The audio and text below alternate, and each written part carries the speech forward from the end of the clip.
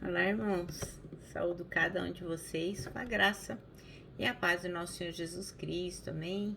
O meu nome é Miriam Anita e eu estou aqui, só para contar para os irmãos aquilo que eu entendi do texto Vivendo a Grande Comissão. Esse texto está no Manancial, que é uma publicação de meditações diárias da União Feminina Missionária Batista do Brasil. Quem escreveu foi o pastor Pedro Veiga. Então eu só vou ler com os irmãos e contar aquilo que eu entendi, ok? Então, isto dito, vamos iniciar orando. Senhor Jesus, que nós possamos a cada dia compreender a importância do ID, da grande comissão. Tem misericórdia de nós, Senhor, quando não falamos do Teu Evangelho, que Tu possas nos ensinar o quanto isto é importante. Perdoa-nos, em Teu nome. Amém. Bem, irmãos, então o nosso texto está em Mateus 28, é um texto bastante conhecido, né? Que a grande comissão é algo que a gente sempre comenta, mas eu vou reler com os irmãos, tá bom? Então, Mateus 28, do 16 ao 20. E diz assim: Os 11 discípulos foram para Galiléia, para um monte que Jesus lhes indicara.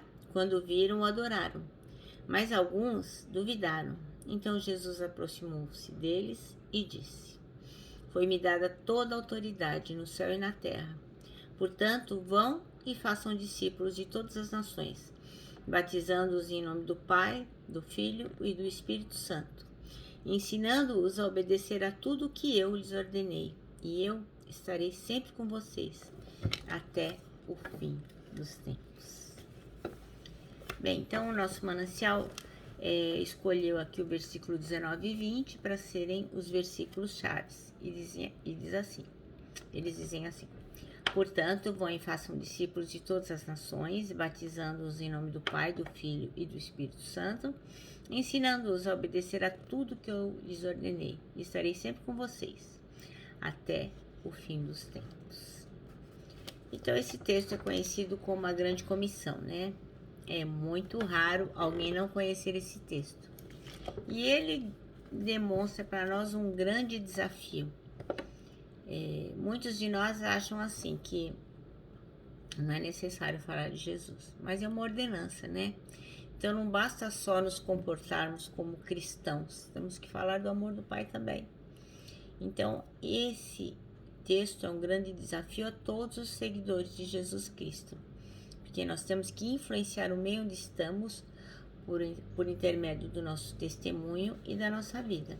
Então as coisas têm que ter um equilíbrio e tem que combinar, né? Não adianta só falarmos de Jesus e termos uma vida desregrada, uma vida que envergonha o Pai, e não adianta termos uma vida bem legal e sermos agentes secretos de Jesus Cristo, né? Nunca ninguém descobre que nós somos cristãos porque a gente não fala disso. Então, uma coisa complementa a outra.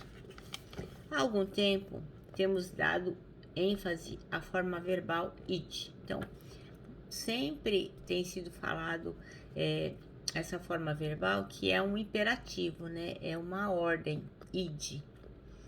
Então, dá uma sensação de que a ordem central estaria apenas em você sair de um lugar para o outro, né? Então, você está falando id, deve ser assim, eu vou para o Japão, vou para a China, vou para os Estados Unidos, eu tenho que ir em algum lugar para pregar.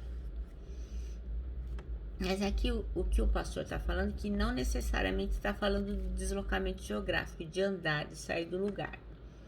Porque se você olhar bem o texto, se você estudar, se você se ater ao que foi dito, a gente pode ver que o foco não está na questão de ser missionário em outro lugar, até pode ser, mas não é isso especificamente que o texto está dizendo. Ele não está falando do movimento em si, mas ele está dizendo o quê? Que a gente tem que fazer discípulos. Então, a principal ordem não é sair daqui para ir para um outro país, para um outro estado, para o interior, para pregar. Não é disso que trata o texto, mas de fazer discípulos.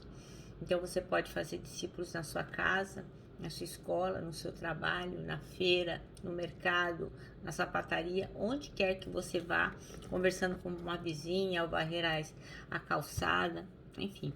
para onde você for, você pode fazer discípulos de Jesus.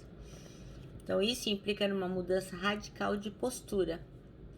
Por quê? Porque traz sobre nós a responsabilidade de testemunhar de Jesus Cristo em todos os lugares, incluindo onde a gente já está. Então, assim, esse ID faz com que a gente não possa ser ignorante a respeito do que é pedido. O Senhor ele não pede um favor, Ele está nos dando uma ordem. Nós temos sim que fazer discípulos onde quer que a gente vá. Para quê? Para que toda criatura possa ter o privilégio de ouvir falar de Jesus e possa fazer a sua escolha. Nossa vida, de maneira geral, todos os nossos relacionamentos precisam ser revestidos de intencionalidade de fazer discípulos visando a expansão do reino. Então, o que quer dizer esse texto?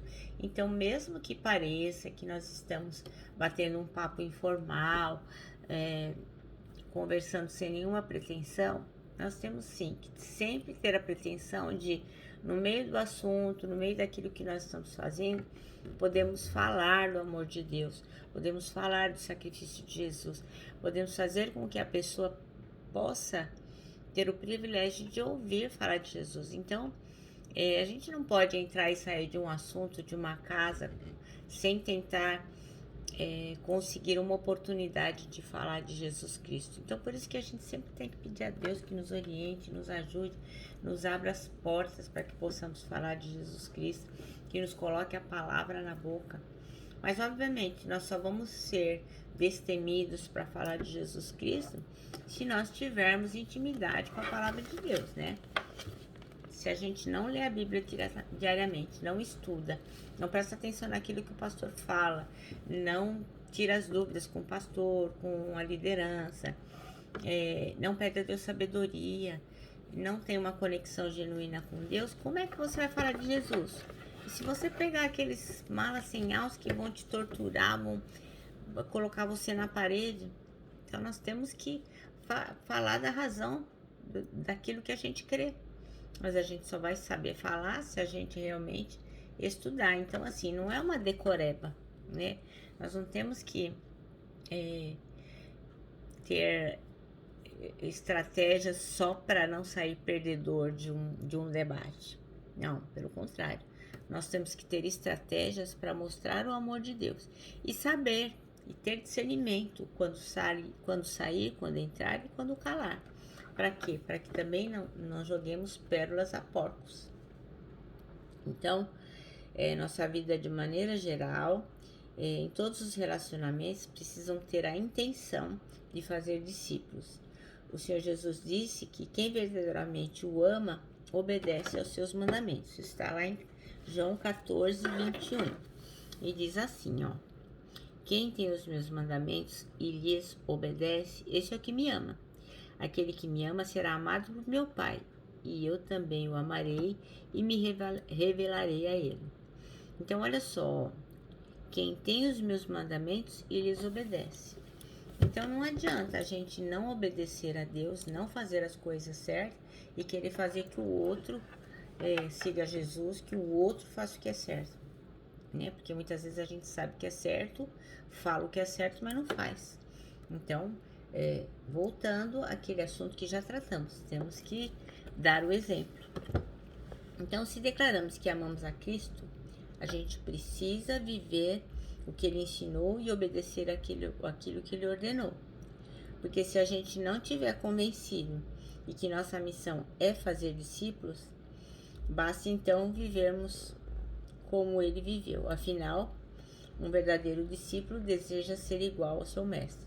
Então, se ainda não estivermos convencidos que nossa missão é fazer discípulos, basta então vivermos como ele viveu. Então, eu acho que a gente não tem que ficar falando, eu acho que a gente tem que ficar na nossa. Tá bom, se você acredita nisso, então pelo menos viva como Jesus viveu. Mas não se esqueça que o nosso dever é fazer discípulos, porque é bíblico, porque tá lá em Mateus, e é isso que nós temos que fazer. Mas é o que o texto disse. Se você não quer falar, pelo menos você tem que viver, ok? Bom, nosso manancial termina assim, ó. Precisamos testemunhar de Jesus em todos os lugares, inclusive onde já estamos. Amém? Eu me despeço aqui com o meu abraço fraternal, com o meu abraço diário de ursa. Lembrando que em 2021, ó, ninguém solta a mão de ninguém. E lógico, né, com a nossa palavra de ordem que é saudades.